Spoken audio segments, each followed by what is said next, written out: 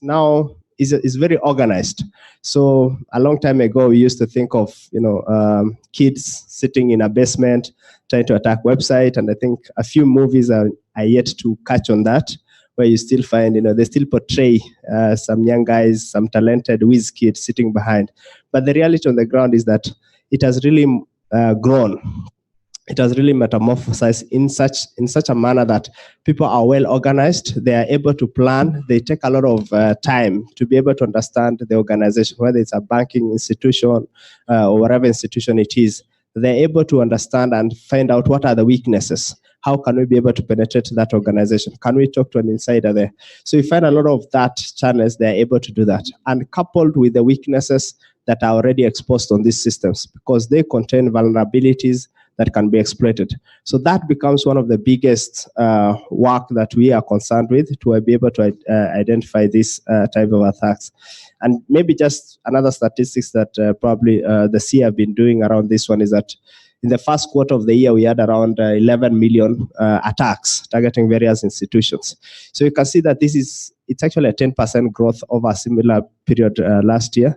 And this one will tell you that it is a concern and it's continued to grow. And the continuous nature that we grow, we are able to do that, it can address that. But even further, things related to kids, cyberbullying is a growing concern among various people. Kids are getting bullied online. And that becomes a big challenge because that is the medium of communication that they use to communicate to your friends, to be able to have all these social platforms. So on this nature, it is now going beyond the social norms that we already have established. And we now start to think and say, what could go wrong on those platforms? But I think when you couple with those elements, then now those challenges can be addressed. But other elements, and I think my colleague will probably talk more, things like fake news and so on and so forth. So the worries or the challenges continues to grow. And it's not just because about the internet, just that our natures have changed. The same things that we used to do, right? In a physical settings are now being done in an online settings. The identity thefts and so on and so forth. So all those elements are actually just being propagated online. Yeah. All right. Thank you very much, Raymond. Perhaps I'll also go to April, also working in the private sector. Do you have the same experience? Let me first make a disclaimer. I have issues in my throat, but I hope you can hear me. Yeah. Okay, so I will just look at it from not the tech aspects that Raymond has talked about. I will look at it from the people aspect, because that has always and will forever be the cybersecurity challenge that we face. Because look at it, technology will always work as it's intended to unless there's interference. And processes will always work as they are intended to work unless there's interference. So my biggest issue with cybersecurity and what I have seen in the industry is, first of all, we lack a cybersecurity culture. And culture is two-pronged in that it keeps on changing, it keeps on morphing all the time, it's dynamic, while at the same time it's static. So it's very hard to actually change a mindset that is inherent within a certain company. So trying to bring, and naturally, let me speak as Africans, we are very friendly people, we are very open people. We share passwords, we share caps, we share everything. So I mean, unless I've done various audits in various countries and I've noticed the difference. Countries that have experienced warfare and stuff like that tend to be actually more protective of their information. So cybersecurity is both a feeling and a reality. And the psychological aspect of cybersecurity is what I will say is our biggest challenge. And now that we are going into the phase of artificial intelligence, machine learning, which has been discussed over the past few years, that's the next cybersecurity frontier. I mean, we are using classification and regression to identify malware and stuff like that. However, the human aspect is not changing. We still have biases. We still have heuristics that are inherent in us that make us behave in a certain way. However good the technology is, So we need to work on us. We need to work on, first of all, building a cybersecurity culture. We need to have consciousness about our information. We need to understand the importance of our information to ourselves as individuals and to every organization. Once we understand that, then we will be able to actually secure the information. So I think that's our biggest challenge, the people aspect.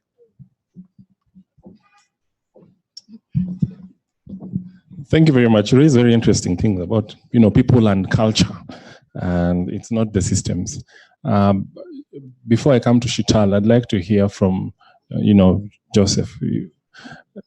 In terms of, you get these incidents reports every day, and do you share the same position that it's a cultural issue and it's a people issue and it's not systems, that we need to work more on people, and our systems, however good, are not probably the biggest problem? Well, Victor, I'll first of all appreciate having me in the panel, and I'll have an appeal for Grace. We have always been the panelists. Maybe one of these days we need to be the moderator, but it's okay. It's okay. Maybe it shows how we are eager to hear more from the authority also. So, Victor, today it's your turn. Yeah, I think that's a very interesting area which has been brought forth, and I totally agree with all my colleagues. From practical experience, from the statistics we are seeing, it's very true. Currently, most of the advanced persistent threats, the APTs, are actually now targeted towards individuals, towards people, as opposed to before, where we would target the firewall, we would target the routers of the network, the switches and all that. Those guys have advanced. They have realized there's an easier way of doing it, right? And this is when you do social engineering, which you target a particular individual. And it's very interesting, such huge losses happen through one small point of contact, which could be people related. A good example, actually, 2 days ago, we saw in South Africa, I don't know if you saw this, the whole power company was attacked on ransomware. And when you realize a bit, to realize it actually came from an email, right, which was sent to one of the staff, opened a phishing email, and that's it. The ransomware came in, and the whole power distribution facility is affected.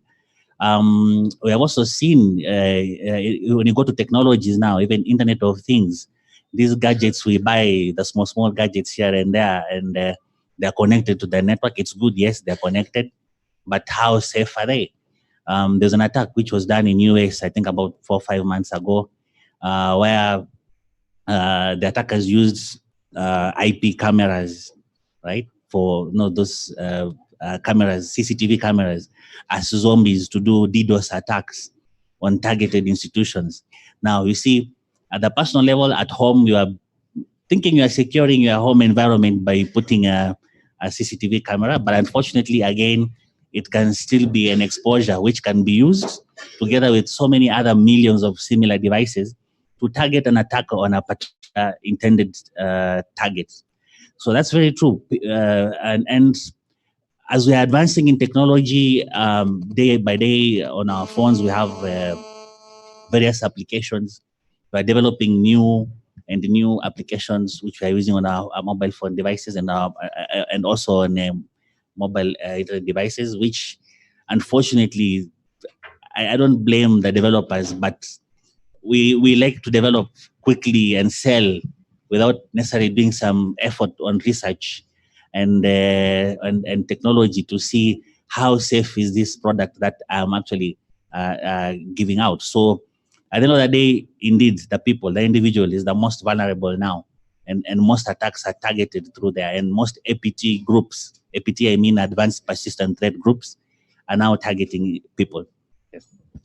Interesting. Means that we need to be worried as people who are using the net. I'll just turn to Shital and probably just also briefly respond to the issue of challenges from where you sit working in different countries. These issues also similar, and then also just tell us how then can we increase cooperation and collaboration to, deal with the challenges around cybersecurity. Okay, well, thank you very much, first of all, for inviting me. It's great to be here. I actually also sit on the committee of the UK IGF, and Victor and Grace, I might have to steal some of your secrets on how to get so many people interested in a local IGFs, because it's great to see so many people here. I think it, as long as your techniques are not IP protected, but it's great to see so many people here. I think it attests to the importance of these issues, the relevance of these issues. And often, if I'm talking to my family or friends, for example, and I say I work in cybersecurity, they always give me a very confused look, like, what do you know about like technical things, because they know that I'm not very good with technical things. But I think that is that's shifting perhaps, because cybersecurity, although it sounds very technical, like Gabrielle was saying, it's actually about people, because we need to think, I think, about why we should care about cybersecurity. Does anybody actually care about fiber optic cables or copper and, the radio waves? They don't have feelings. I mean, do we actually care about those things? We don't. No, I would say.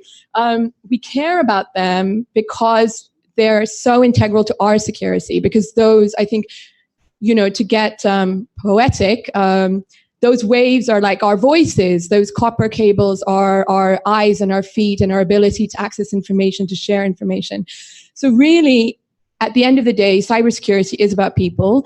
And for that reason, it's about human rights. It's about development. It's about all these really important topics that are not just about, tech stuff.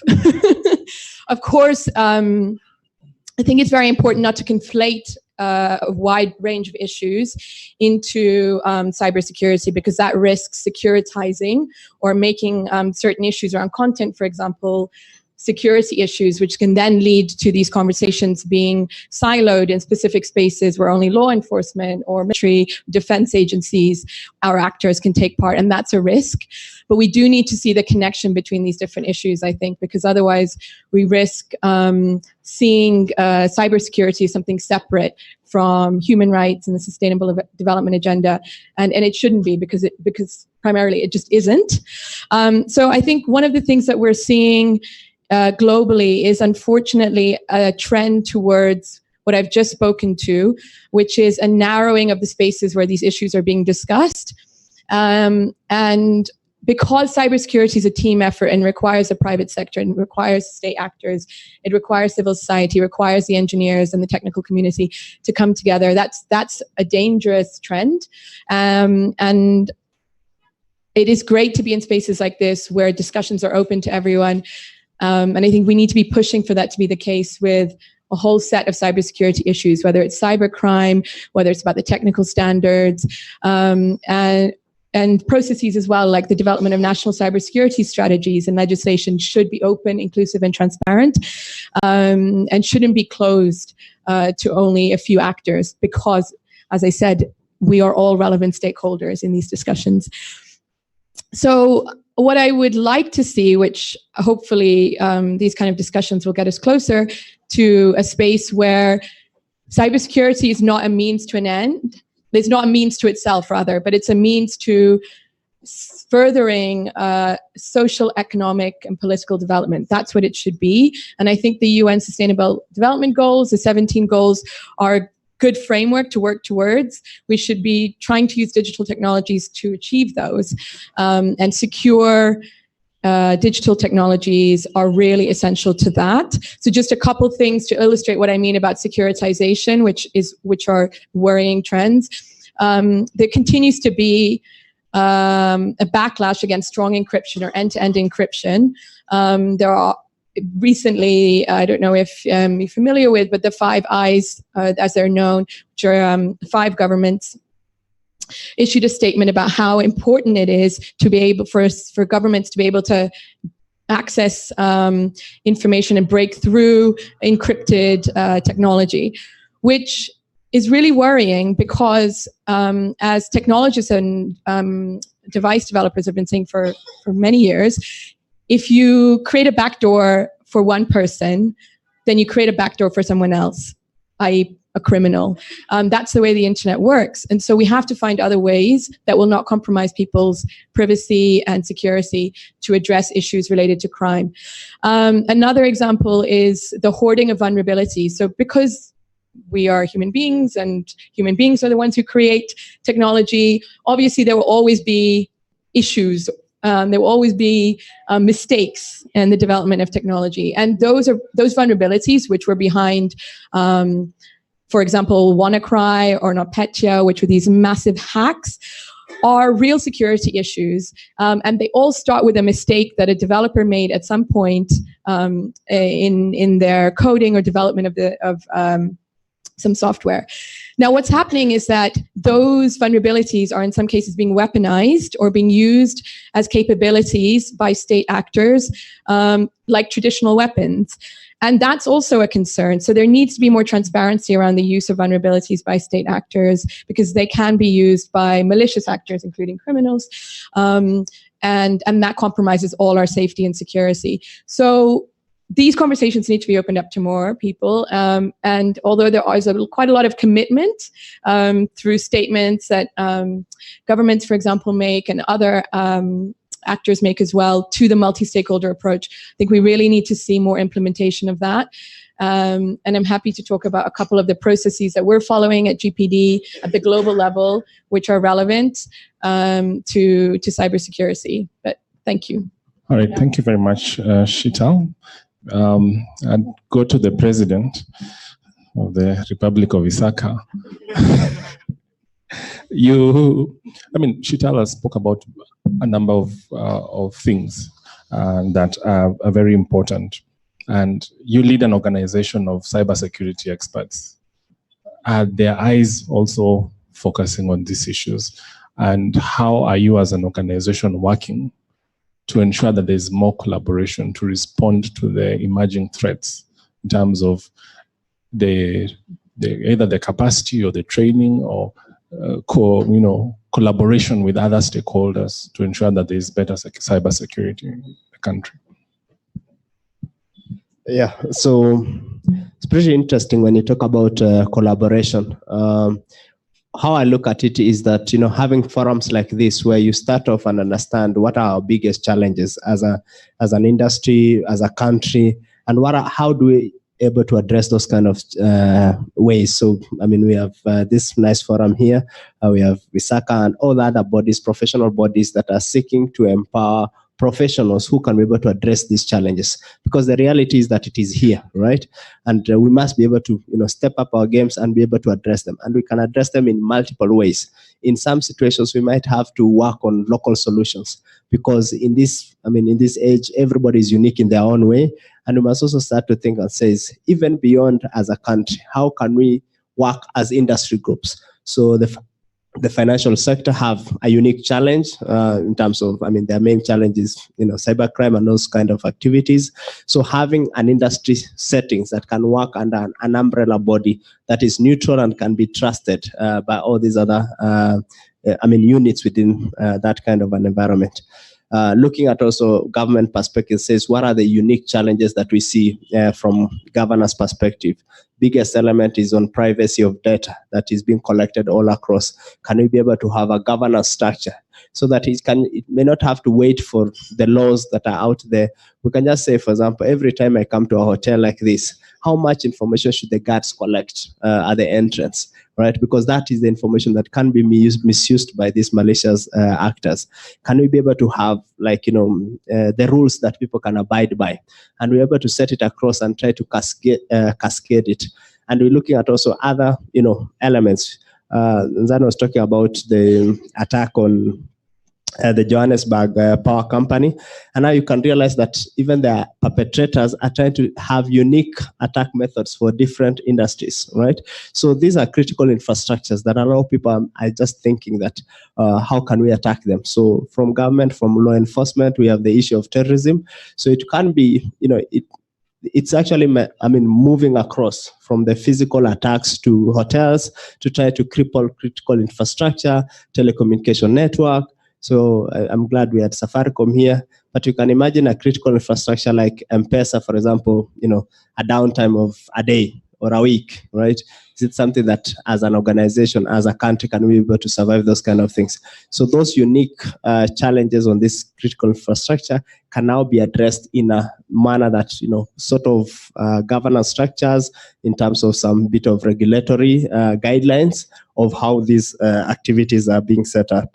And then also we start to share the information, because the attackers, they have a clear way in which they operate. So if they attack me as a private institution, it's the same way they're going to attack company B. So having a way in which it is in a safe and manner that we can trust, says, these are how they came on board to my institution. You guys need to watch out, right? So having that, set manner that can be shared, it becomes increasingly important. And I think we've seen some improvement in that sector. We've seen some organization, especially in the financial sector, doing that, but it needs to cascade to go beyond, because the attackers are no longer just thinking about a specific subset of the economy, they are thinking of across the entire institutions. So that collaborations need to be cascaded from the government perspective, from industry groupings, from professionals. So when we have these spaces where we are able to communicate and able to address these challenges, then that collaboration can grow. And then now on a wider perspective, we now start thinking of the rules that we can operate by through various laws and regulations that can come on board. So that way, I believe, we can be able to address the challenge of cooperation, because the attackers are pretty much well organized and they cooperate among themselves. And I hope that ISACA is going to take the aspect of collaboration and start engaging with the relevant institutions. I'd like to turn to Joseph and, just hearing what Raymond was talking about in terms of, collaboration, regulation, coordination. And, you see it at the, incident response team. All these attacks are coming. How are you facilitating collaboration from where you sit? And also looking at it from, what Shital had mentioned, that at the global level, there are a number of challenges. How are you collaborating at the global, and how are we also collaborating locally to ensure that, these attacks, we are now in a global village. An attack happening in United States is important for us. So how is that, Raymond has talked about information sharing. How is the information coming? How is strengthening collaboration, not just for industry, but also to facilitate responses to the challenges that have been addressed? Thank you very much, Victor. Collaboration is key in any cyber incident management. And I totally agree with the president here that without collaboration, there's nothing much really you can achieve. In fact, we have some young national SATs from other African countries who come to benchmark with us. And they come and ask us, okay, to run a national SAT, what do you need? Which type of tools do we need to buy? Which country is best for selling the best tools that we can know of cyber incidents? But we tell them, we learned the hard way that you don't even need these tools. The number one thing you need to start with is collaboration. Collaboration is key. And followed closely to collaboration is bringing what we call trust relationships, right? So if you build trust, and if you know the faces of the other person within the industry of which you are collaborating with in solving the cyber incidents, that's the number one thing.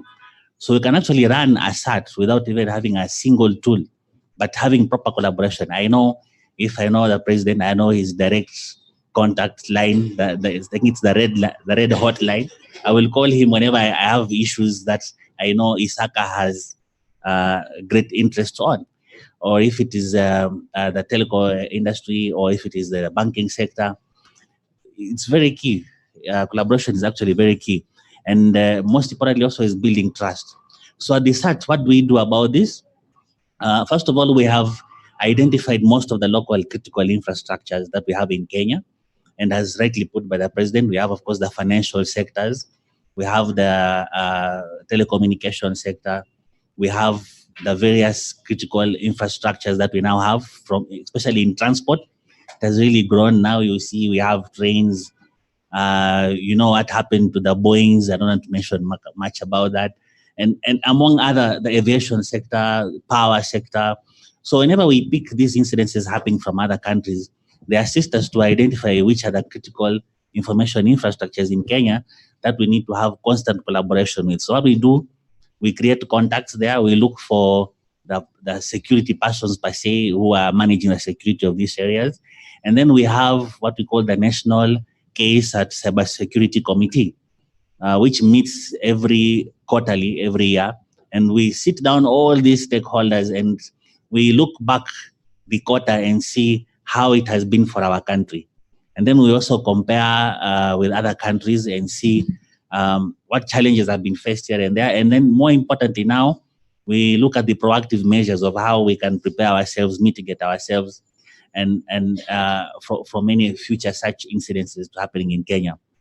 And what also is very important once we create this trust and collaboration is information sharing. Now, information sharing has to be done in the most fastest manner as possible.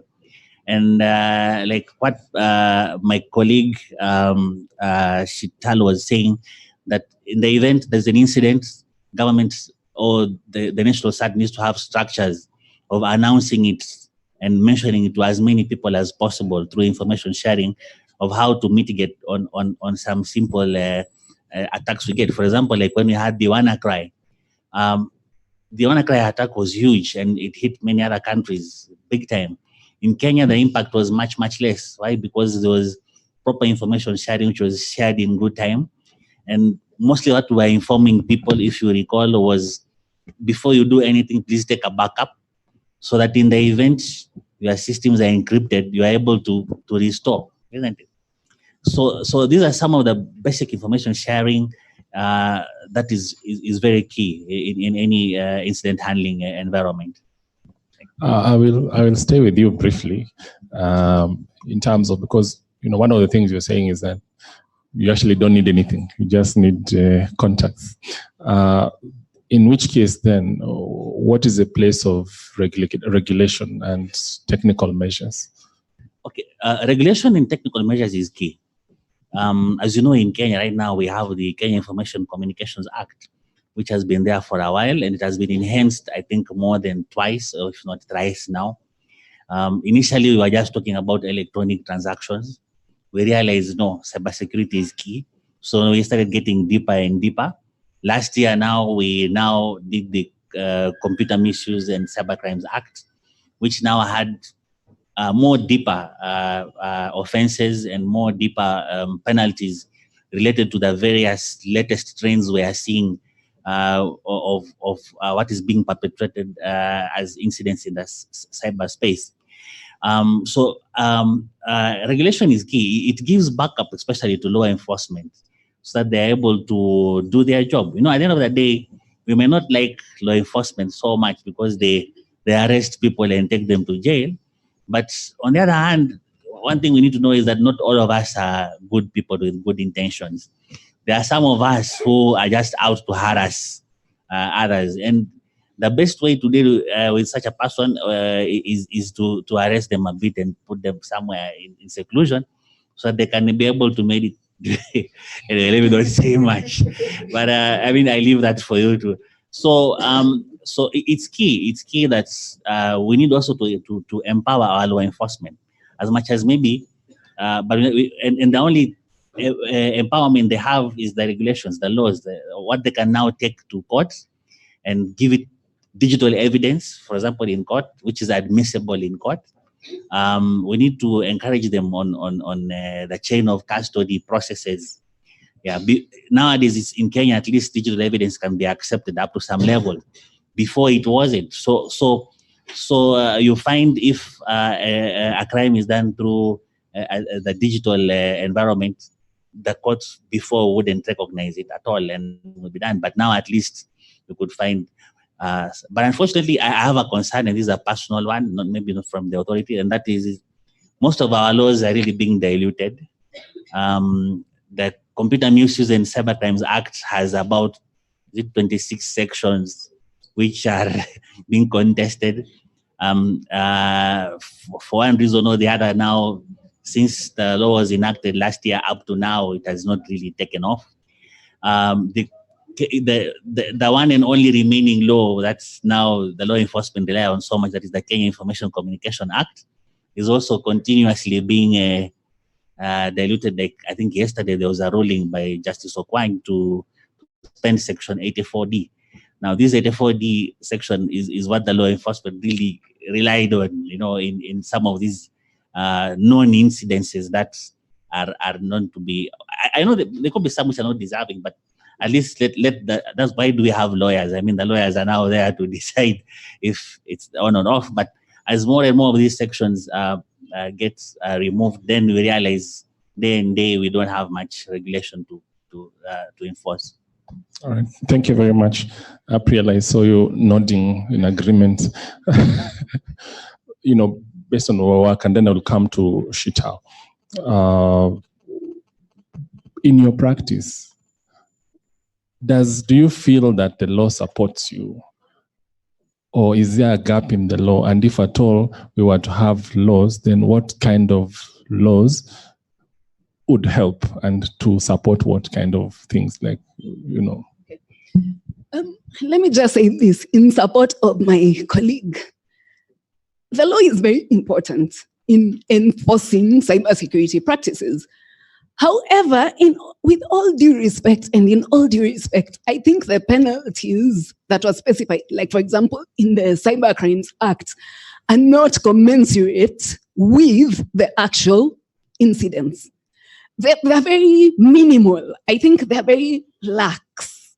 And I think something should be done about that, because once we enforce our laws, which has not even taken off, as he said, because it's being challenged and people know why they are challenging the laws. Because if the law is enforced and it's proper and the penalties are proper, some of these things will come into place. So cybersecurity has morphed from actually being, at first it was thought to be an IT issue.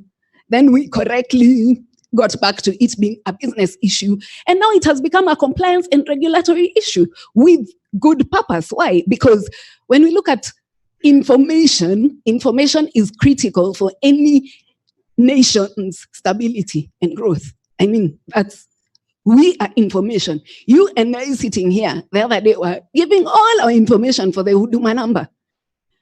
You would definitely want a law that will protect your information.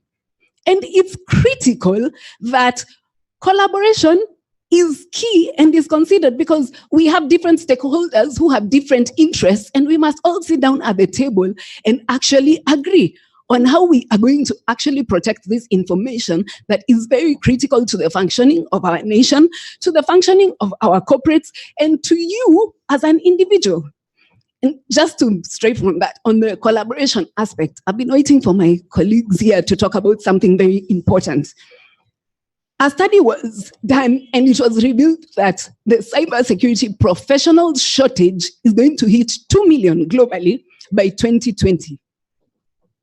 So we have a shortage of cybersecurity professionals, and we are seeing that the risks are not changing, but it is how the attackers are perpetrating the attacks that's changing. Yet we are here, we do not have cybersecurity professionals, we are not evolving with attacks trends. How do we expect to compete with groups of attackers that have come together? As of 28, there were 58 cyber attack groups that are government sponsored. I mean, they have the resources, they have the tools, they are constantly learning. We are sitting back. The Vision 2030, which is collaboration and all that stuff, pegs the national growth on ICT innovation. And yet, okay, so we are thinking about ICT. We want to use ICT for everything. In fact, every single conference I attended this year is about digitization, empowerment through digitization. But are we really thinking about the risks that are coming with digitization and preparing for that digitization? I don't think we are. We have not sat down and actually done a proper risk assessment of ourselves and our environment and the cyberspace. And what we are lacking and what we need to put in place. So those are the things: regulations, laws, collaboration. People do not want to actually express themselves or confirm or admit that they have been attacked. Why? Because it's a reputational issue. Remember, the first thing I said is cybersecurity is both a feeling and a reality. And the two are not the same. So if I'm going to say that I have been attacked, I'm a bank, for example, I'm exposing myself to reputational damage. And so people don't want to come out and actually speak. And now, speaking from the Isaka Research Director perspective, I had to do a presentation in Ghana 1 month ago, and I was supposed to talk about the evolution of cyber attacks. And I looked for data on Africa. We are not sharing. We are actually not sharing. And if we don't share what's happening, then our research centers will not be empowered enough to actually research on the trends that are actually affecting Africa so that we can come up with solutions. And for people to share, there has to be a situation whereby all interested parties sit together: government, private sector, social activists. We have to all come together and sit down and chart a path that is favorable for the growth of our economy. Thank you very much.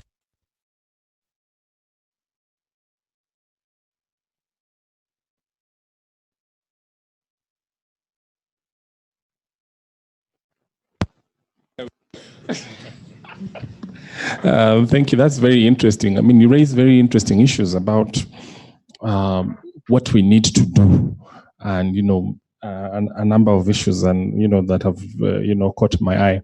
I will be opening up the session for questions from the floor shortly. So if you have a question, just get ready. We'll be opening up shortly. I'd like to come to Shital and then Raymond. Shital, April said, cybersecurity was a security issue, it's a technical issue, it's a regulatory issue. I mean, you work in the human rights movement. And so where do we place human rights in this space? How do we protect children? All these many interests. We've talked about cybersecurity being about people. So where is the place of human rights, and what are the trends in the world, and why do we need regulations that are also rights respecting so that we can protect these people? Great, thank you, Victor. I think that's a big question.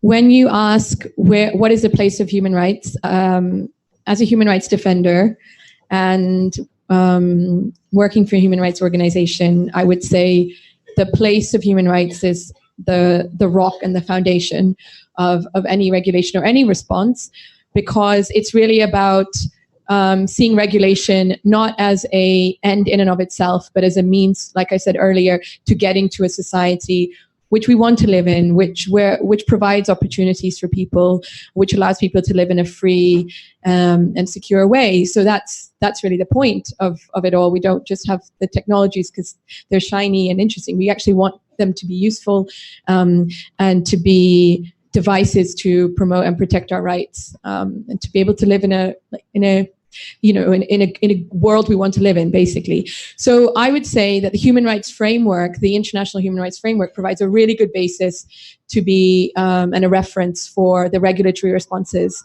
that we do need to develop. I would agree. We need to adapt cybercrime. We need to adapt criminal legislation for the digital era. Of course, we do. We need to institute the mechanisms and processes in place for information sharing on threats and on incidents. And this work is already underway. So I was speaking earlier about the global processes. There are a number of multilateral processes. So there are 2 within the UN First Committee at the moment, which are looking at the question of how states should behave in cyberspace. What should they be able to do and what shouldn't they be able to do? They're not just discussing this in a vacuum, because there is a whole framework of international law, which they are consulting. Not everyone agrees on how that should be applied in cyberspace, but they generally agree that it should be applied. So you shouldn't be able to do whatever you want in cyberspace as a state actor. So that's the start. But taking that further is the challenge over the next few years. And it's something I think we should all be involved in because there's a lot at stake. Some of the recommendations that have already come out of the processes already include confidence building measures, norms, and other recommendations for how states can help promote cybersecurity. And I think it's really important that more countries get involved in these discussions because these are very live issues. Things are being decided. And if countries, particularly from the global south, don't get involved now, it's going to be just a question of taking up whatever is decided. And unfortunately, in the global multilateral space, a lot of discussions are dominated by the traditionally more wealthy and powerful, which is not just unfortunate. I think it is wrong because then you don't get responses to issues that are actually relevant to everyone. One space which we are involved in, and I know that KIGF Internet is also involved in, is the Global Forum of Cyber Expertise, which is an information sharing mechanism that has been set up recently. Kenya is also a member of it, and the whole point of it is to be able to share information, to share expertise, to build capacity so that private sector companies and non-governmental actors and governments can all work together to promote a secure and stable cyberspace. And so I think more initiatives like that, taking recommendations, sharing information, setting up institutions, setting up something like a vulnerability equities process, which provides a clear and transparent way to share information about vulnerabilities, and means that they don't get hoarded and then leaked, like what happened with WannaCry, NotPetya, and countless other cyber incidents that have impacted people's daily lives. Making sure that those processes exist requires connecting more, building capacity, and I think the Global Forum in Cyber Expertise is one example, but there needs to be more local, national, and regional efforts as well. And it's great that the annual conference of the GFC, the Global Forum, is going to be in Addis Ababa this year because I think that will offer an opportunity to socialize the work of the forum and to get more actors from the Africa region involved in the work. So yes, on collaboration, like everyone has said, I just sound like everyone else now saying the same thing. It's very, very key, and all actors should be involved because it's a team effort. All right, thank you very much. It's like you say, it's a team effort, and to engage the team. By a show of hands, anyone who have a question to the panel, perhaps you can line up on this microphone and the other microphone, at least 5. We want to take 5 questions on the first round. So if you have any question, please just line up. And as we continue the discussion, we'll be able to also address the questions to the panel. Just to continue discussion as the persons, by show of hands, questions? All right. So please just come and line up and then we'll take their questions as we respond. Raymond, just responding to the human rights issues. Is human rights a consideration when you are responding to cyber threats? Like, does it ever cross your mind or the people you represent? Or are we just focusing, or do we usually just focus? Network is down, Control Alt Delete, reboot server, unplug the cable, replug it. Like, is human rights anywhere? Where do we see women, children, and all those other groups? Do they feature anywhere? Could you just tell us more about it? That's interesting. In terms of incident response, it's a step-by-step process. When we talk about the human rights issue, maybe I'll just talk about slightly later. But the main thing is you have this incident and you want to make sure that you recover as fast as possible, be able to identify what's the root cause of this incident. Can you be able to limit the damage on that kind of incident? So you have this prepackaged process that you're trying to address, because as the incident grows, it can end up to lead to a disaster, for example. So we talk about affecting like a power utility company, it can affect the entire nation. So at that point, your main process is trying to work as fast as possible to make sure that you restore operations back to normal. But when I talk about human rights issue, and I talk about protection of women, children, and those kind of things, it's a question of when you say that at the beginning, all right? And it's not just that, because in this age we have. We are all moving that fast to adopt this technology, but most of us are not at the same pace. So some of us who are a bit younger are digital natives. They are born with all these computing machines, the phones on their hands, and all those kind of things. But majority of others were not yet, born with that capacity. So the first thing is I give you a solution, yet you don't understand how to protect it. So I tell you from now on, you as a farmer, once you receive your T-bonus, you'll be able to manage all the funds that you receive on your phone, right? But at the end of the day, I don't understand that, how do I protect the information? How do I be able to address, in somebody calls me and tells me it's my bank, right? How do I be able to tell and says, these are the telltale signs that we have in this point. We also have the challenge of, digital natives. I have a kid and they want to access my computer. They want to access all these smart devices. How do I protect them that they may not fall into the wrong hands? So the internet, it's a wide array and it comes in all sorts of manner. But now you have to think of how do we, protect those kind of challenges. So it could come to as simple as, for example, every time I give you a mobile solution, I ask you, for example, if you're giving it to a kid, maybe download this app that can be able to provide protection, that you can monitor the activities they're doing, or you can restrict certain information or certain sites. If I'm giving you broadband at home, internet at home, there's this solution, or there's this something that you can be able to restrict and says these are sites that should not be able to be done. And I like what CA is doing through the B Corp and other initiatives. So that can help us, that we can be able to say, can we also have a way in which we rate. I know I'm not loud enough, so I had to wait for power to come back. So we have to be able to also look at it and says, we rate the content that is given maybe on TV traditionally.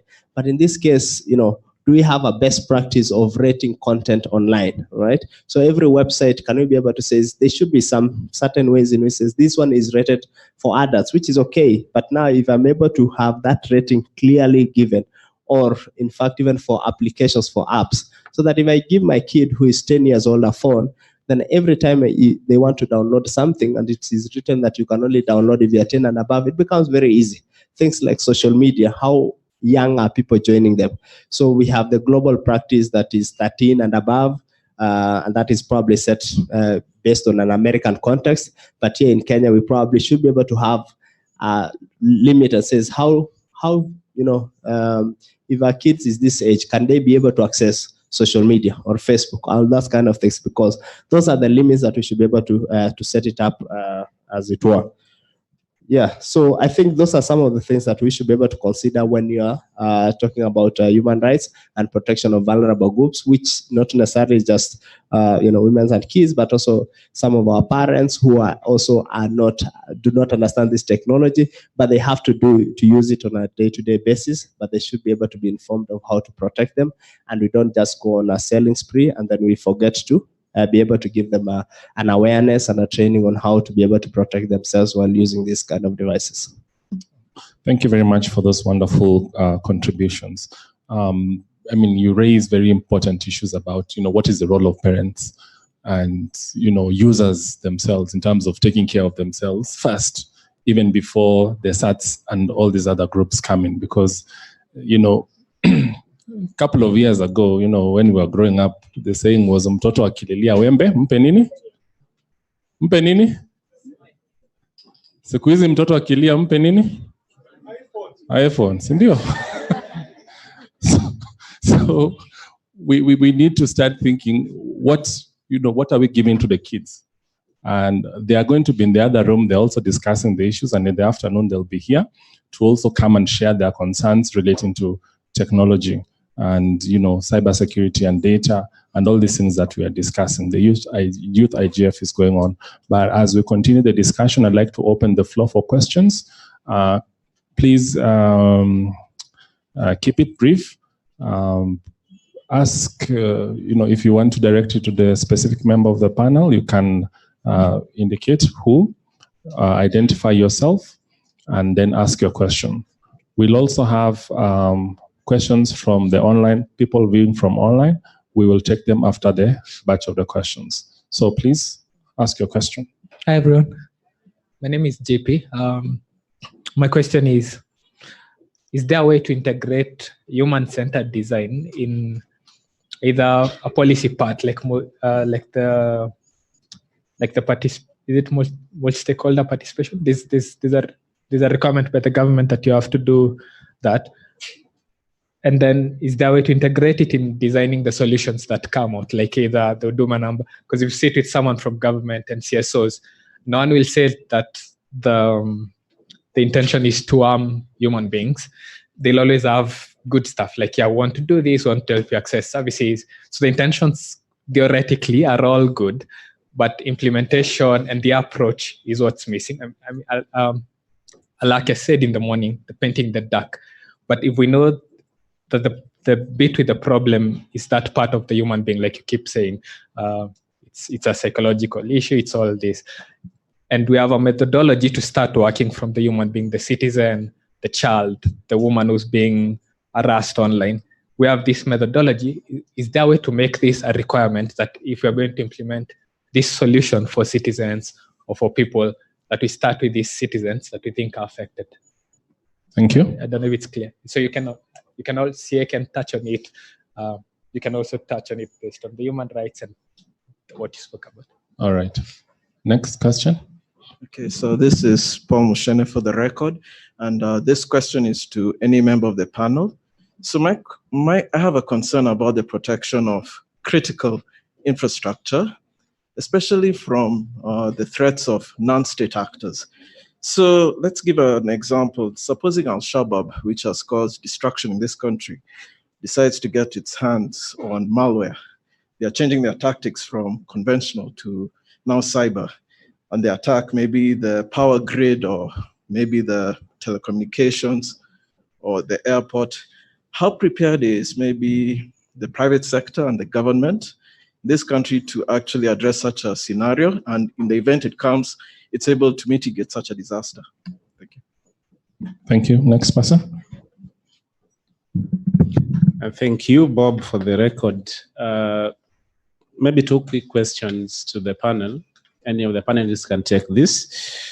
First of all, a realization that cybersecurity is big business, whether from legal business part of it, whether it's antivirus and the rest, or attacking side of it. You can actually hire teams to attack. So it is big business. That's a realization. My question is, the panel noted that the laws that we've attempted to come up with around cybersecurity are having challenges in court, and largely they're being, declared unconstitutional, or sections are declared unconstitutional. Is the problem our process of coming up with these laws?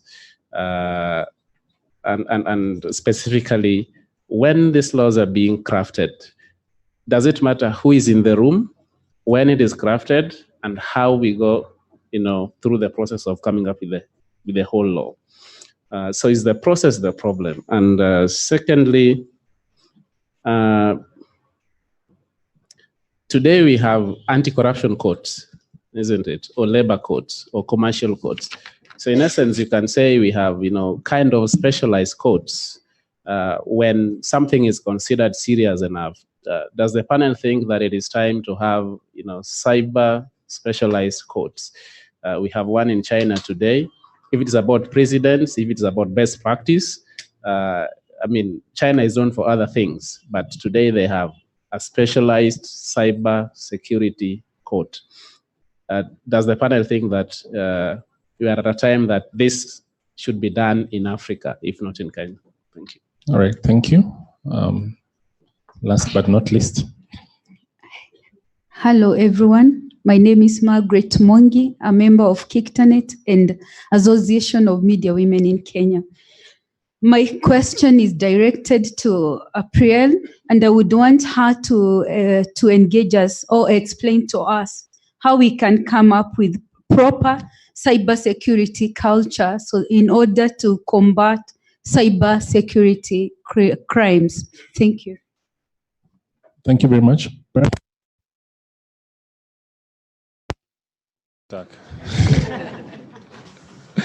Money has been poured.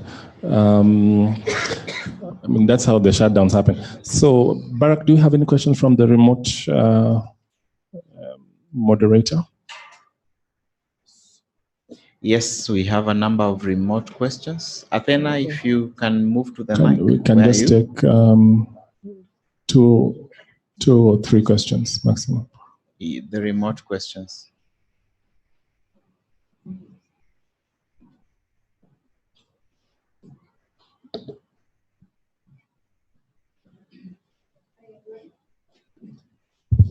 Hi, everyone. My name is Athena. I am moderating the online platform. We have a comment and 2 questions.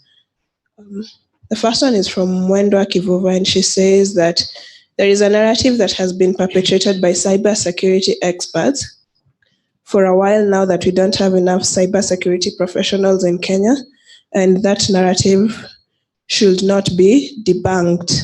There is no empirical data on the number and who makes a cybersecurity pro and why some think they are pros while others are not. Then we go to the second question. Just a minute.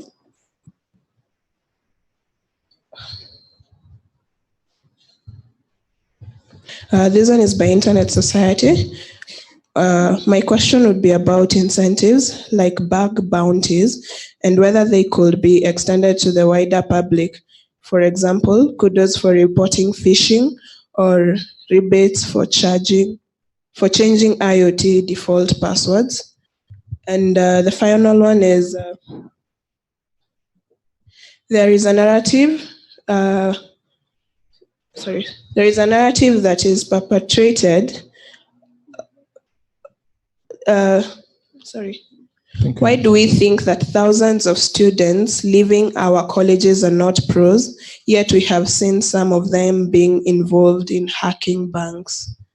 That's it for now. Interesting. Thank you for the questions.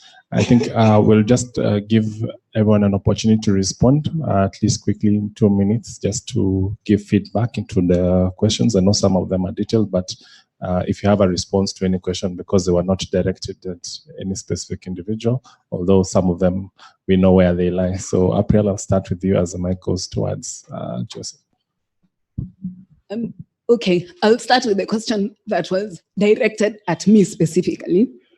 So how do we build a cybersecurity culture, which is the problem? As I mentioned, cybersecurity culture is 2-pronged. 1, it's constantly changing.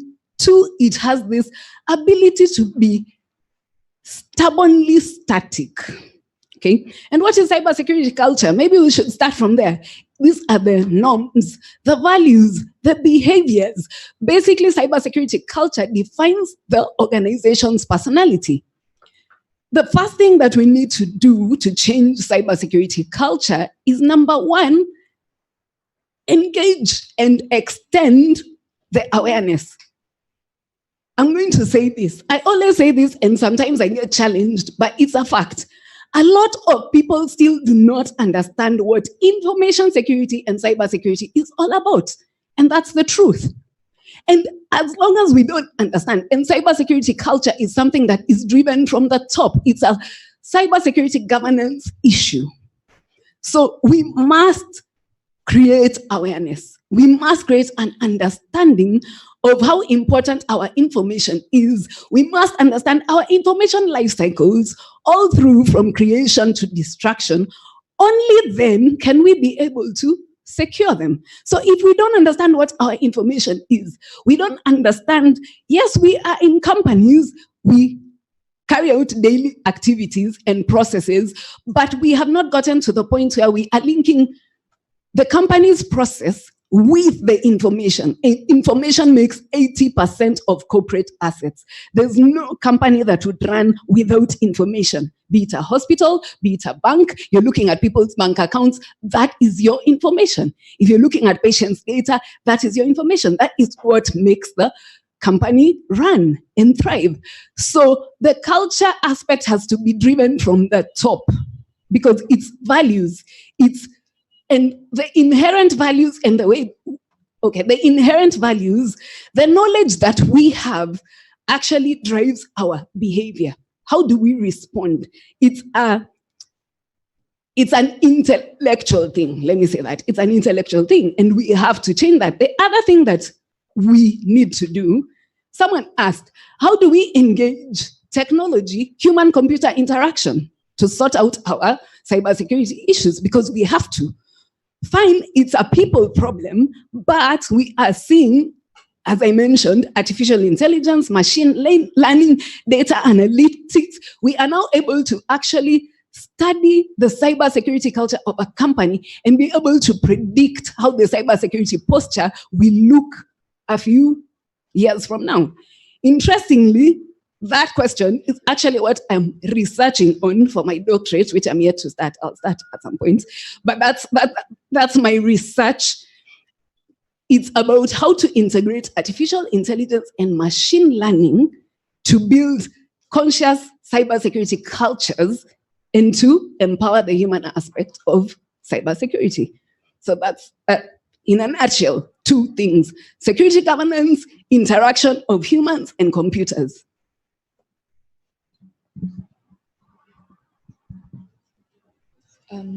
Should I just go? So are these the closing remarks as well as the responses? No, just responses. Okay, well, on the question about human-centered design, I think that's really important, and there are many ways to do it. We at GPD, we have been working with SMEs to raise awareness of, for example, the issues and the implications of the use of or the building of certain types of technologies or apps. For example, if you're building an app which tracks data about location, how can you best do that while respecting your client's privacy? These are all questions that I think need to be thought about right at the beginning of the development of a product, as opposed to at the end, because it's really essential to build trust. And without building trust, you likely create a product that will, in the long term, create problems and diminish trust. So best to think about those things right at the beginning. There are many ways to do that. I wouldn't say I'm an expert on building software or devices that are human-centered by design, but certainly there are a lot of products out there and tools that provide that kind of guidance and initiatives.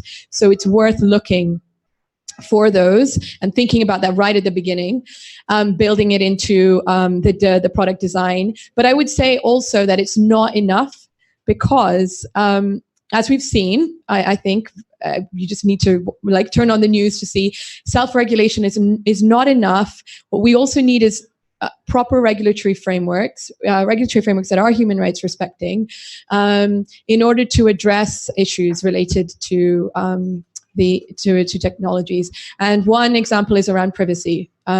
We've long trusted social media companies to just do things right. Clearly, that was a terrible idea, and we've realized that recently. And so one area where we've seen, and I think we had a lot of discussion about it in the morning, where we've seen good regulatory frameworks proposed, is data protection. So data protection is really essential, and proper and strong data protection frameworks are really.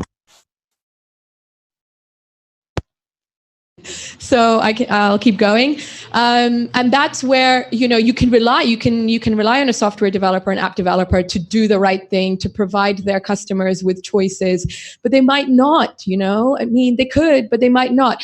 The climate is an example of where I think for too long we let self-regulation be the byword, and look at the disaster we are in at the moment. That doesn't mean that we should regulate quickly and just do whatever. We have to that question about process. So I'm kind of trying to address two questions at the same time here. We have to do it in an open, inclusive, and transparent way, partly because if you don't, you end up rushing through legislation, which then is not fit for purpose, which then perhaps is inconsistent with other pieces of legislation, et cetera, et cetera. So it is important to respect the process and to ensure that the legislation is developed in a multi-stakeholder or open, inclusive, and transparent way.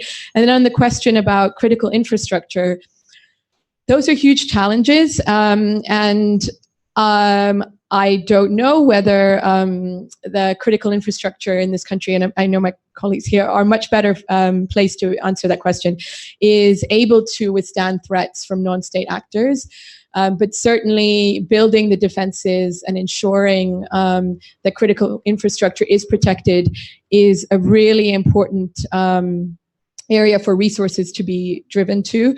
And that's something where all the discussions we were having earlier about threat sharing, information sharing, being transparent, having vulnerability equities processes for malware is really essential. And hopefully that's where we will be going in the future, as opposed to hoarding malware to use as a tactical advantage. So yes, hopefully the defenses are there, but I'll pass it on to my colleagues on the right to answer those questions. All right. So I'll just try to answer a few of those questions. There's the issue around, the technical element around professionals in the country.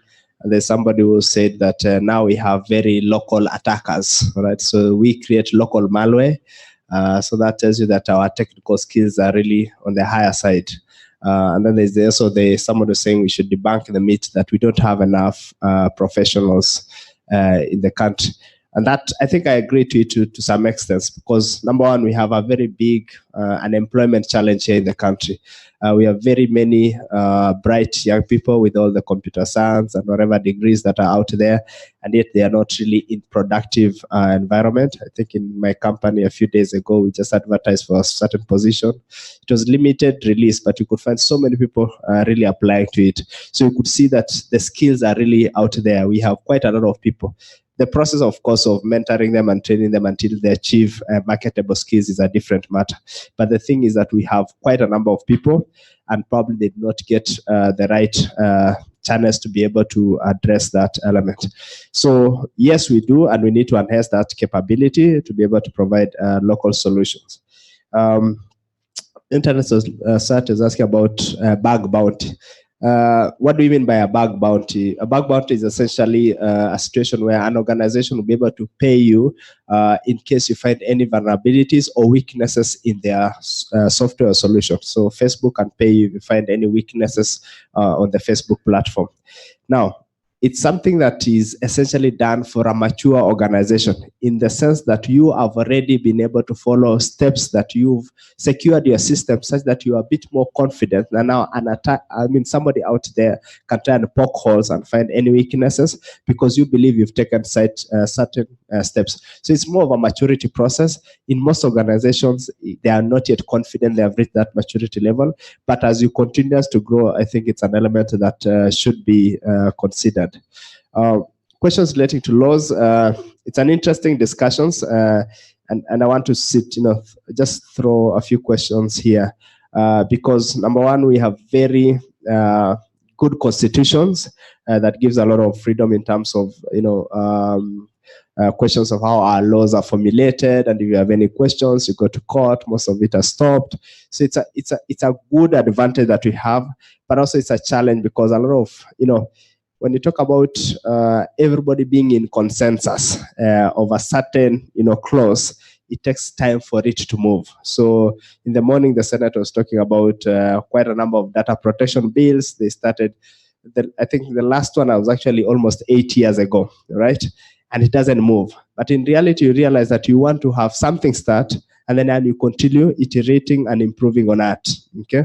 But the challenge is when you want something that everybody agrees on it, it becomes, a very big challenge. And it cuts across not just on cybersecurity related laws, but also laws relating to amending our constitution. There's one that was started the other day, and it's spanned a whole discussions. So it was good, but also it also limits us as a country. And I think those are the questions that we need to ask ourselves: is do we want to go that direction where nothing moves until all of us agree, right? Or do we want to start thinking in a different direction? So it's up to us, but essentially it's all that challenge. There's also, critical infrastructure, it's really a growing threat factor. And I think when I was just talking about a few years ago, that attacks were mainly concentrated on the money factor, the financial sector. But as we've seen, it is now growing in terms of other critical infrastructure. So I believe, that's the question that we need to be concerned ourselves is how do we protect it? Or how do we make sure that we're able to address that? The law, the cybersecurity, the Computer Misuse and Cybercrime Act had addressed that element where we are supposed to have an organization that was supposed to identify critical infrastructure, be able to set some basic standards for them, be able to, have a way in which they comply to those kind of standards. So that law is there. It's a question of operationalizing it, of course, after we move through the roadblock of the court process. But I believe that's the question that we go, because Al-Shabaab will not just be going through, trying to target hotels or trying to bring down telecommunication masts. They want to dig deep into, our airport infrastructure, our power, and whatever it is that we are concerned. So I think it's a question that we need to address ourselves, and I think Joseph. Thank you, Mr. President. In fact, I was reminding myself that I'm a member of ISACA, and when the president has spoken. But I think he has actually mentioned quite a number of answered most of the questions. I'll just touch on some few areas in the interest of time. The other day we had a visitor from KIGF, and he's the new CEO, Mr. Joel. I think he's in the room. If I've seen him somewhere. Oh, the new CEO of KIGF is I think. Joel, you should stand so that I know maybe you have a session later, but yeah, thank you. And one of the very interesting things he told our Director General, and I happened to be in that meeting, is that how can we as KIGF participate in the information sharing on cyber incidents happening in Kenya? Because one of the things he noted is that as I'm there, I'm already in touch with about 80,000 domains within the .ke space. So how can I assist in information sharing? So this touches on collaboration and information sharing. And if more and more Kenyans in their various roles within the cyberspace could come up with such spirits and such innovative ideas of trying to see where you can contribute information sharing, that's one of the best answers when it comes to multi-stakeholder engagement and collaboration. Another take home from I know I have a couple of my communications authority colleagues who are in the room. A take home for them is that they have put a lot of effort in child online protection, and I think they are distributing materials on child online protection. Yeah, which is outside here. Please make sure you carry home. But one thing I've learned today that the threat is the vulnerability scope is wider than just the child. We have the women. And more importantly, as I realized recently from most of the incidents we are getting nowadays, the men are not safe. Let me tell you. Let me tell you. They're an endangered species. Maybe it's a talk of another day, but I'm telling you what we see there is wonders. Anyway, it's a talk for another day, Victor. But I think we need to look to increase that vulnerability gap, so that to know how to assist the various sectors. Critical infrastructure is key, Paul, and I think how you mentioned is very important. What we are doing as the SAT is, as I mentioned earlier, we are continuing to identify various critical infrastructures in the absence of the implementation of the law, which has clearly spelled out that there's an entity which is supposed to do that. So the authority is somehow trying to cover to fill in the gaps for now until when things are in place. So what we have done, most critical infrastructures, I can tell you, we have direct contacts. We have periodic meetings with them. We go there to do capacity building and awareness. And more importantly, we share a lot of information. I think on daily basis, we share more than 1,200 to 1,300 advisories just within Kenya for the various different types of incidents which we are seeing. That helps because when they receive the advisories, they get back to us asking, okay, so how should I prepare myself for this? So then we enter into further more discussions, and at least they know for now, in the event things go bad, they have the national case that they can call into, where we have a 24/7 team which works there throughout. And whenever such incidents are there, they can quickly form a red team, which actually visits those sites and assists in the recovery process. So at least it's on the making, not very perfect though, but at least we could say we have some structures, but they need to be cemented now with some of these laws which are not going through. And we really pray that one day they go through so that we're able to rely on them. Bob, yeah, you mentioned so many things really with regard to laws. The multi-stakeholder engagement is key. And I think the government does try really to do a bit of multi-stakeholder engagement. It's important that whenever this happens, we come out in huge numbers and participate. Whenever we see those adverts from the Senate, from the authority, don't shy away from those. Go there, give your views, give your comments. But my good friend and mentor, Mr. Lubengo, this morning alluded to some of the challenges. There was a technical team which was formed, and they cracked their heads out and came up with some technical things. But he did mention, if you heard him carefully, that at some point he said, "Tumefika hapo." Yeah. So that means whatever continues from there, only God knows. Okay. So those are some of the challenges which are there. But I'm sure we just need to formulate better ways of doing multi-stakeholder engagement. But I think the government has really tried. Considering even the CS called experts in various areas to sit them down, put them in a room and push them to come up with some laws. I think it's already good effort to some extent, right? I think I've touched, I think, most of the other questions my colleagues touched, except I want to mention something on curriculum.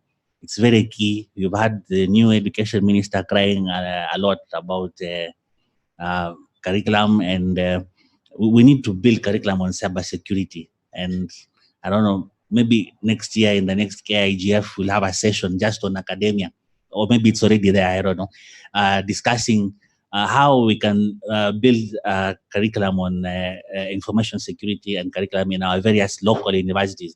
That way we will have better graduates who will now be absorbed easily in the various sectors of cybersecurity management. And I tell you, we can even export them. If you go to countries like India and China, you will be shocked that when you go to US, most of the people who work on the cybersecurity firms in US and in other countries are from China and India.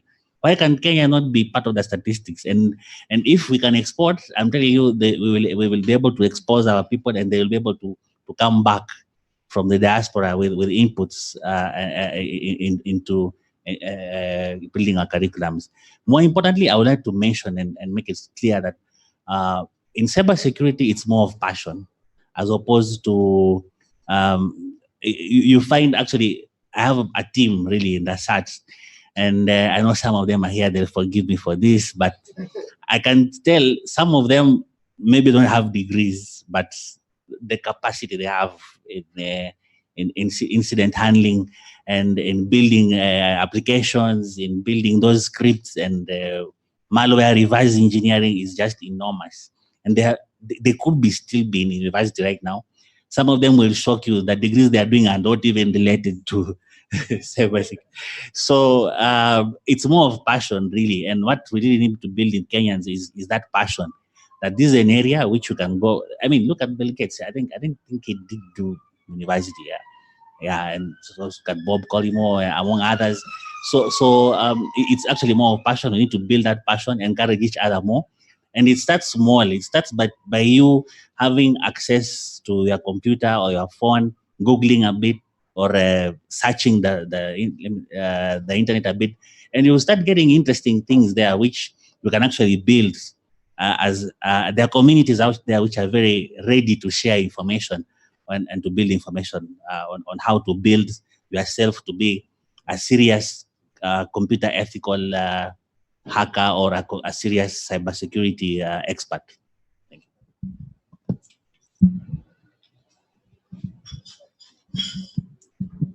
Thank you very much. Those are very insightful views. And I'd like us to close the session. But before we close, I'd like, we've spoken about very many interesting things. And, now looking forward in terms of best practice that we would want to be adopted, could you also share with us 3 things which industry or the sector needs to do, and 3 things that you're actually going to do as an individual within your organization to ensure that we strengthen cybersecurity moving forward in the next year? That next year we can come and ask you whether, what steps you've taken towards achieving those 3 things. So 3 things which you think needs to be done by industry as priorities, and 3 things that you're also going to do within the next 1 year. Start with you, Priya. Or do we need commercial break first? Or who wants to go first? Okay, 3 things that industry needs to do. The first thing is we need to educate ourselves. 1. Industry, I'm looking at it as everyone because we all have information.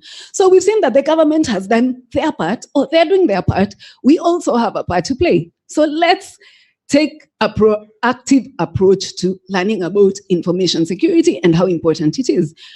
Number 2, organizations need to actually implement proper end-to-end cybersecurity programs with a complete cybersecurity strategy, cybersecurity frameworks, cybersecurity policies, because these help to build cybersecurity culture. I don't know. I'll stop it at number 2. That's okay. Oh, number 3, there's actually number 3. I know we've talked about cybersecurity being an issue of trust. Yes, it's an issue of trust.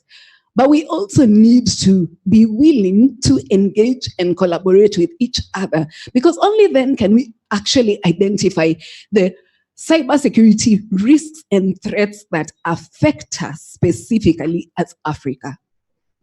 So collaboration must be key. We must think about that. 3 things I'm going to do. 3 things I do every day. Help companies better protect themselves. 1. Number 2, I have a passion specifically for empowering more women to get into cybersecurity.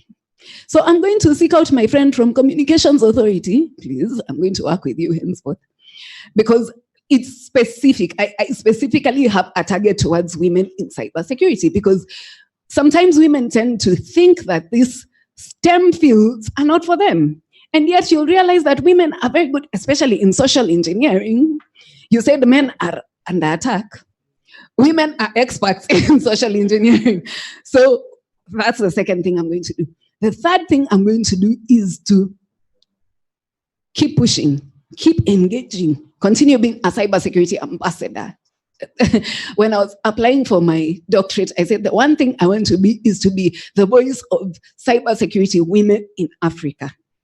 And I'm really pushing that agenda, and I will keep pushing it. And I want many other women to join this bandwagon. It's a nice place to be. Trust me, it's fun.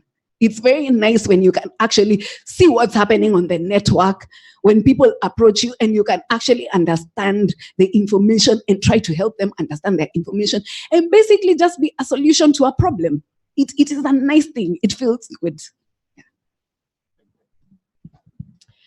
Thank you. So I actually have 4 in a way, but it's not cheating, because the 4th or the first is an overarching umbrella point and thing that I think industry, civil society, and government actors should all be committing to, which is respecting the human rights framework, I'm sure you expected me to say that, but I really think it's key. But also, it's useful. It's actually useful. It's a set of agreed commitments. It's there for a reason. And so trying to navigate this very complex terrain of what to do, we actually have something as a guiding tool, which is really useful.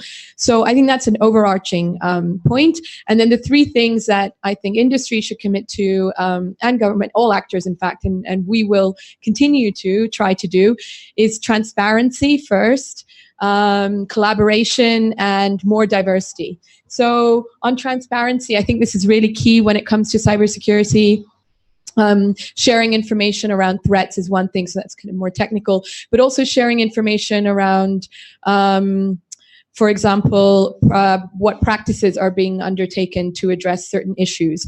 Sometimes this comes to content regulation, which is what we were discussing earlier. You know, what kinds of content are taken down, for what reason, in what's the context? All of these things are around creating trust. And that's really important, I think, for industry actors in particular to be moving towards. Collaboration, we've heard a lot of it. There needs to be more of that. It's in all of our interests. And in terms of diversity, I think opening up this space, like you were saying, April, to more women and to groups who do not traditionally engage on these issues is really important. So those are the three things I think will bring us to a more secure and stable digital environment: transparency, collaboration, and diversity. Those are the things we're going to do too. We're going to, at GPD, as an individual, okay.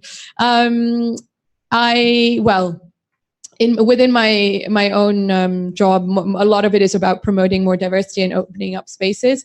But I think that one thing I will certainly be trying to do is gather more examples and very concrete things that people can do to secure their data and devices, and messages that they can share with other people to illustrate the importance of doing that, and of pushing for a more human rights respecting approach. So going to try and be more concrete in my suggestions as well. All right. I think some of the things that we can do as an industry, which has already been said, is, the first thing is around collaboration. So we just need to collaborate more. We bring out all these stakeholders. We need to be able to, be able to speak in these such engagements, and be able, so that we have a unified voice to be able to address this issue.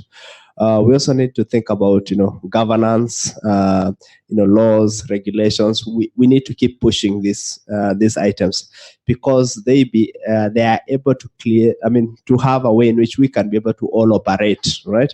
So we can all have a clear guidance in which, when you operate, it is, this is the line that you can pass, and this is the line that you don't have to pass. So when you have those kind of things, it becomes very good. I've been dealing with, quite a number of institutions, and they always complain, tell me, IT people, it's not clear, right? So you come and you dazzle us with all these wonderful products, but there is no standard that I can gauge that you've actually delivered, right?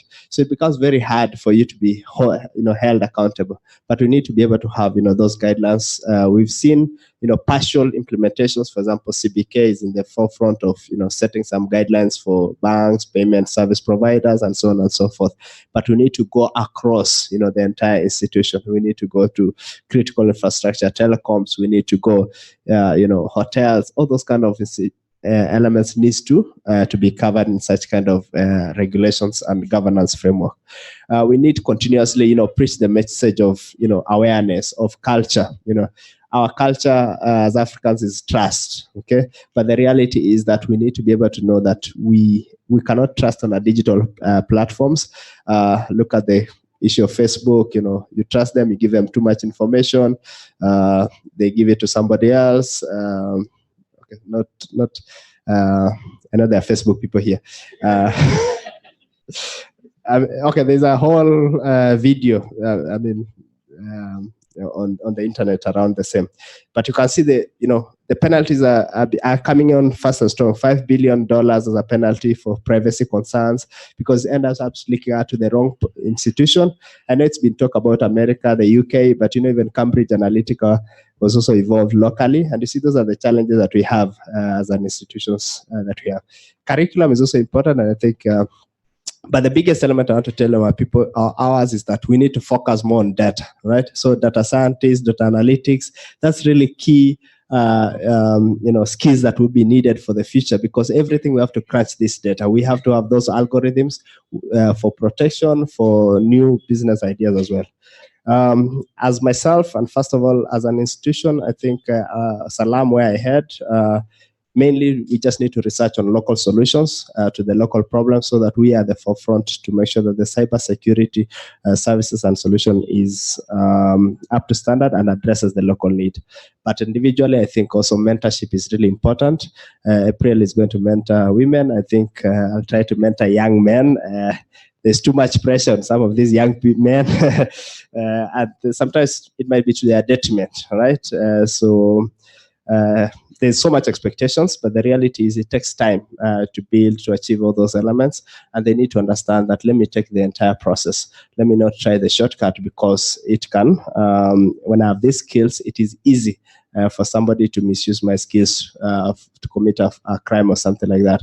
But when you have a mentor you can look out for, you can be able to talk to them, who can direct you and tell you, it has taken me 10 years, 15 years to reach this place. And it took me through this process, taking the right decision. So mentorship, I think it's really critical. And I think that's my personal challenge to do that. Right. I'll be very brief. I think most of it has been said. That's the disadvantage of being the last one. But I think we need to think about community standards, especially for the Kenyan environment. Both within the private sector and government, we need to do some self initiatives on community standards. More importantly, we need to encourage ourselves on cyber hygiene, the basics within the cyber of how best to participate in the cyberspace, how to play our roles in the cyberspace. And within the acceptable thresholds, maybe now related to what we have been hearing about culture and the Kenyan culture on the cyberspace.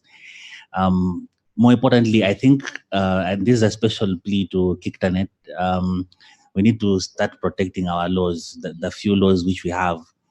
We need to start initiatives of protecting these laws. From what I heard from my president, there's a likelihood of maybe some amendments in the constitution. I don't know if that will happen. I think we can start those initiatives early, because most of the dilution into the laws are done on the basis that the constitution is above any other law. So maybe we really need to protect our law enforcement agencies and encourage them to at least to be able to do something. Interestingly, when things go wrong, we always run to them and ask them, what have you done about it? But if he has got no laws to investigate and to prosecute and to use for his chain of custody of digital evidence, then you realize that then there is a challenge, there's a gap which somehow needs to be filled. On a personal level, I feel challenged that we still need to protect our children. And I encourage many youths, especially innovators and script developers, to come up with applications of which they could share with likes of Safaricom, among others, so that now they can be, among other mobile service providers, so that they can be embedded in some of the applications as standard applications for parental protection or on various devices that we have. I know there are some efforts, but they have not really taken off. It's an area that we really need to dig deeper. And I'm sure we have capabilities here in Kenya. If we invented the M-Pesa, what else can we not do? And we have the capabilities here. I think I'll leave it at that for now. Thank you so much. Ladies and gentlemen, we are going to continue with the panel for another 1 hour. Anyway, thank you very much for your attentiveness. I think, wow, if I were to substitute Jeff for my seat, I'd say this panel was smoking. I need someone. Can someone bring the extinguisher? This bench was on fire.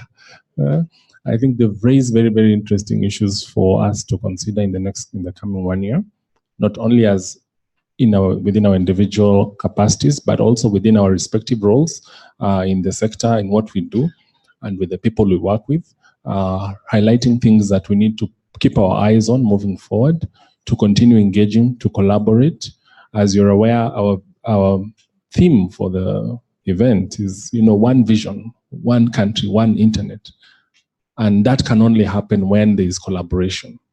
And when it comes to cybersecurity issues, the responsibility starts with you as an individual, from your computer to your phone, and then you cascade it to your neighbors, because as we've been told, the individual is the weakest link.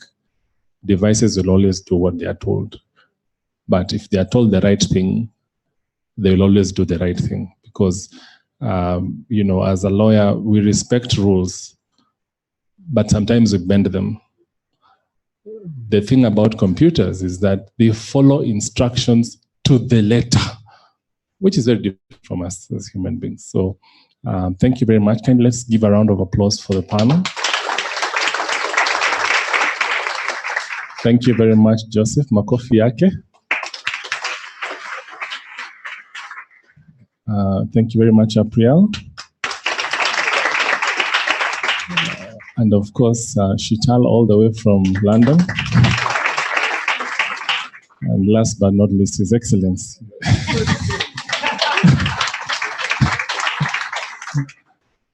Na nani tena ako kwa hii panel? Jameni, wapi makofi yangu? So we'll take a photo and then we'll have the, have a small appreciation gift for the panelists. So just stand up and then we'll have the photographer just. Okay. Thank you very much, Victor. Monica and Rosemary, please do the necessary.